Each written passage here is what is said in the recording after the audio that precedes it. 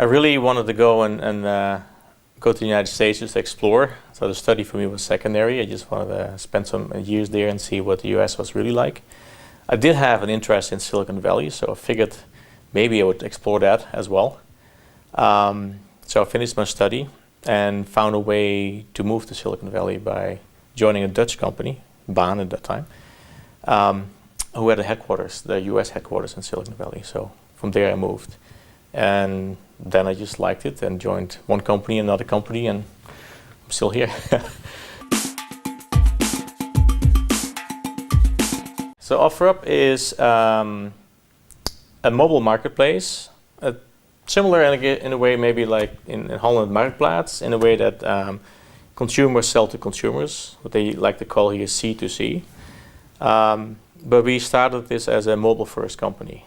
So this a couple of years ago now, it was like 2010, 2011.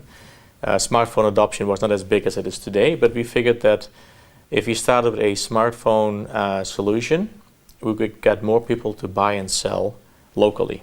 Selling something of your own? Posting is as easy as taking a picture. It only takes 30 seconds. Then offers will start rolling in. Join millions of people on the largest mobile marketplace for local buyers and sellers. Download OfferUp for free today. We want everything to go to it. The marketplace we were building was everything within that system. So it's not just discovering items, it was transacting and communication. So the goal was no phone numbers, no email, no cash. Everything was going to our system. And that's what we ended up building. So like $221 million is a lot.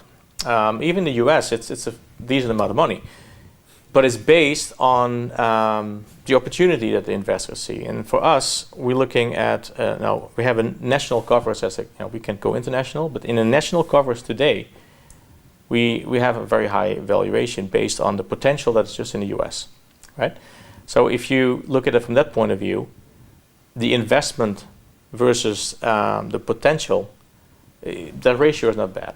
And I think that if you were in Holland and you were expecting that amount of money, you're already way beyond the borders, right? You have to go and think Europe to reach a size and the potential for investors to see that, okay, it's worth putting that much money in. We as a company we have focused a lot on growth, which is great. Our investors were all supportive of that, but we also as a business want to be a business. So revenue is a key player. So far we have, give you an example, this year I think we're about to process $25 billion worth of goods to the marketplace. Now, it's time as a business to also take a small percentage of that and call it revenue, right? So we have there several projects going on and to get more focus on the revenue side of things, which was initially not the big pressure because growth for what we do was the number one priority. So you will see more growth, you will see more focus on the revenue side, but we've hired so many people. We talk about 220, but a lot of them were hired in the last 12 months. So what we see now is we have a lot more output when it comes to building new features, not just supporting our growth, but actually building, improving the product. And I'm very excited about that because there are a lot of things we can still do to just make it the best marketplace. You don't keep it the same because the one thing, I think one aspect of a culture is that it evolves all the time.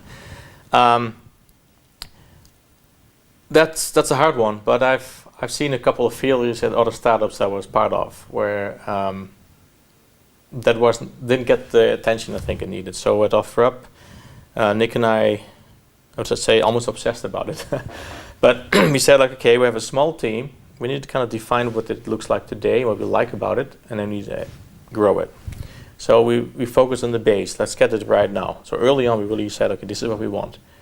Then when we start adding people to the team, during the interview process, can we figure out if these people will add to our culture, not subtract, right? So that meant a very difficult decision sometimes because early on, we were not known. We had not a popular brand or anything in Seattle.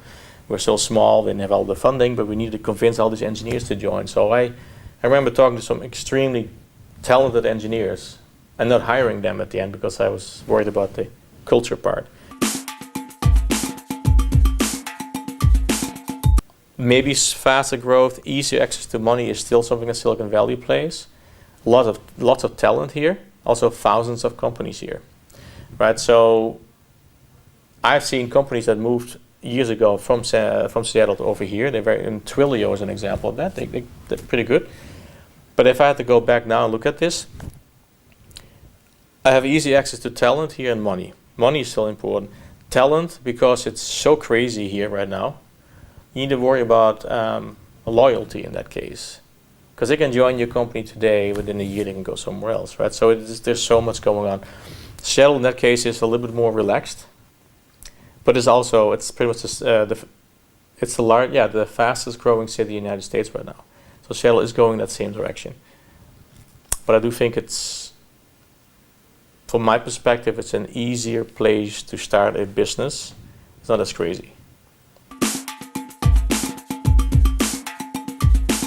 You'll have to make sure you have a pretty good entry points in this network before you get here, right? So network is very important here. And again, I've seen the Silicon Valley and Seattle side of things.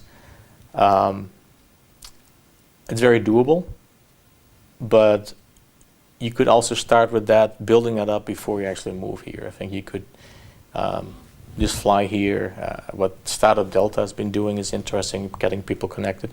So build up a good network before you think that you need to be here. But it comes back to networking for money.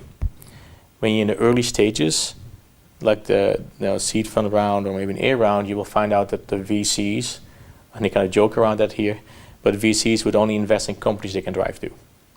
It's so if you're a little further than that, that's a different story. But some of the US VCs that have an interest in Europe, they will either open office there or they'll work with European VCs. So that's another way of getting access to that. Maybe that would be a step. Go network locally, find a VC connected to Silicon Valley, and then work your way that way.